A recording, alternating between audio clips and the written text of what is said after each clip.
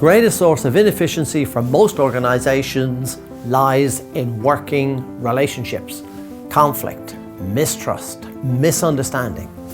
75% of people leave jobs because of relationship issues, and most of these are with their immediate supervisor.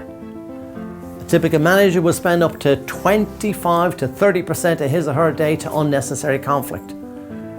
The average employee spends up to 12 days a year off focus, gossiping, arguing, criticizing, moaning, and we could go on and on.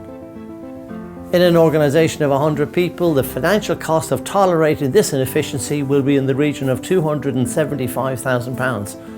And for 1,000 people, the figure is going to be £2.75 million. Imagine adding that to your bottom line without asking your people to work longer or harder. And if you're a not-for-profit business, imagine the extra capability these efficiency savings will bring.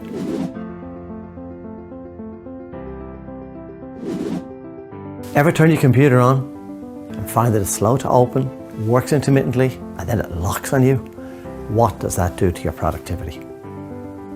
If your employees, if they're slow to get going, work intermittently, or have relationship breakdown, what is that doing to your organization's inefficiency?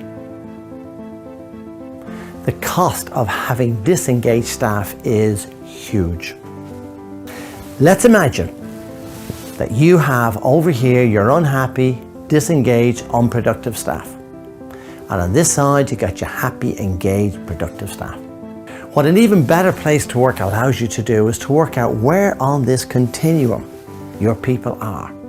And more significantly, it gives you solutions, ways forward, self-managed solutions, which help your people to come all over here into this highly more productive area.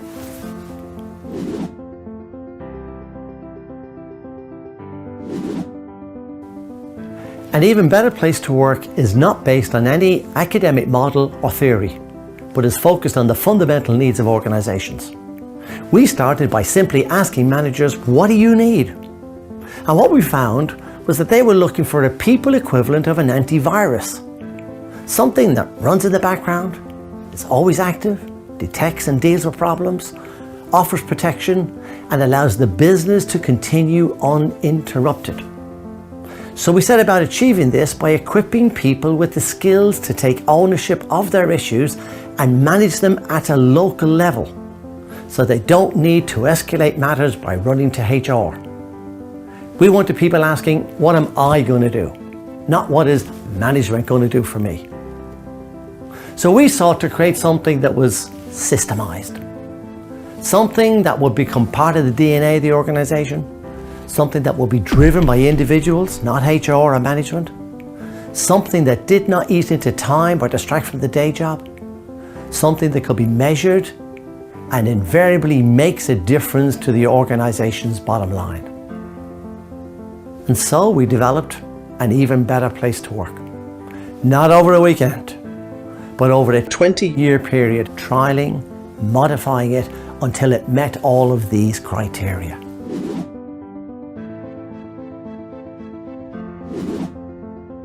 A unique feature of an even better place to work is its ability to measure what happens between people, the interpersonal bit, which is where the greatest source of inefficiency lies.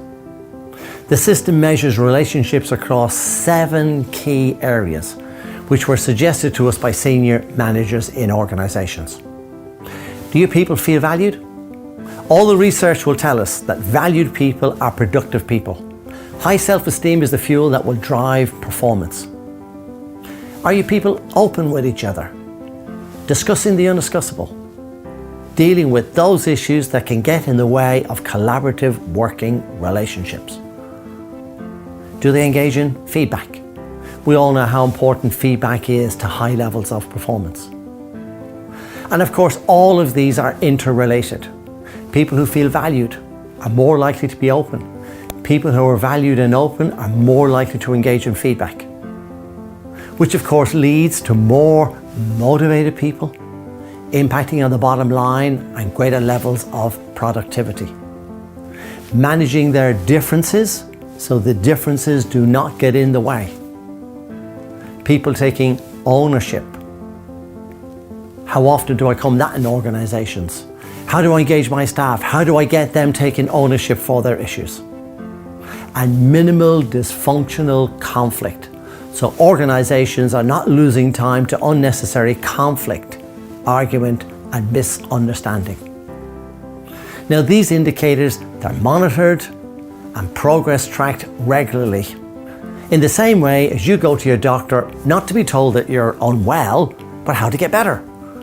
An Even Better Place to Work provides you with the measure and the solutions how to get better. It's 5% diagnostic, 95% solution.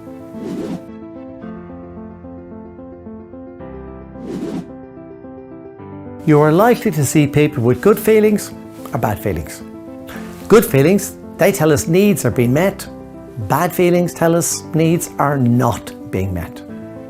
Now, a bad feeling is a bit like the red light on the dashboard of your car. It tells you something is wrong with the engine. Ignore it and you can expect a crisis down the road. People problems, if they're ignored, do they go away? No, they get bigger. If no one connects with the bad feeling, what happens? It becomes a moan. The moan becomes a criticism. The criticism becomes the row, which develops into the dispute, the strike, the resignation, all the stuff you don't want in your organization. All the stuff that is hurting your business and affecting your profitability. The tragedy is none of all of this needs to be happening. It is taking a more dramatic form because no one connects with the need. Now, an Even Better Place to Work operates back here. So you don't get the bad feeling and certainly none of all of this stuff. How does it do it? Very simply, by what I call proactive feedback. You have a choice. You can be proactive and invite feedback, thus preventing people problems, or you can wait for the feedback of the slam door, the blazing row, the resignation, all of which you will have to react to. Which of course is a bit like waiting for your car to run out of fuel when you could easily have checked your fuel gauge and filled it up at the weekend. You have a choice. You can wait for the crisis or put systems in place that will prevent the crisis.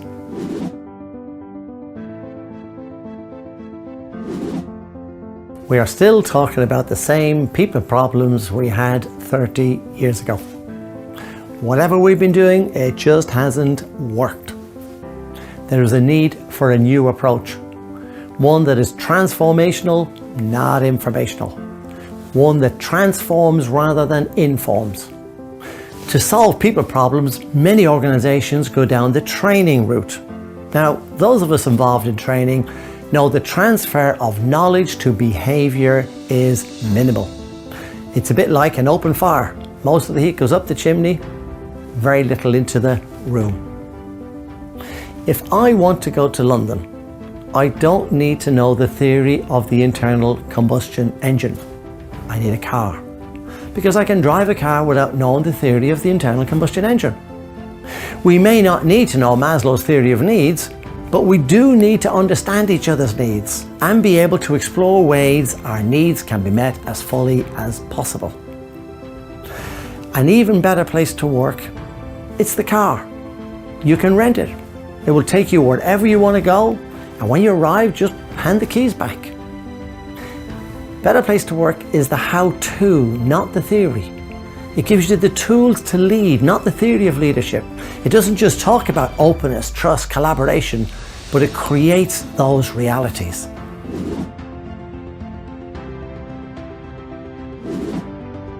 What are the quantifiable differences you will notice by using an Even Better Place to Work? Think about it. If people's needs are met at work, will they want to be there? Of course. Hence, you can expect less absenteeism, reduced staff turnover, less moaning and criticism, and of course, a subsequent improvement in morale, productivity and profitability. An Even Better Place to Work is supported by online metrics and activities. It provides quality data, allowing people to make targeted interventions to improve the quality of work life for everyone. It marries the best in leadership practice with today's technology, creating a solution that just wasn't possible 10 years ago. A solution that appeals to the worker of today. It's friendly, easy to use, designed for busy people, driven by individuals, and doesn't distract from the day job. Don't expect people to care about your business until they feel you care about them.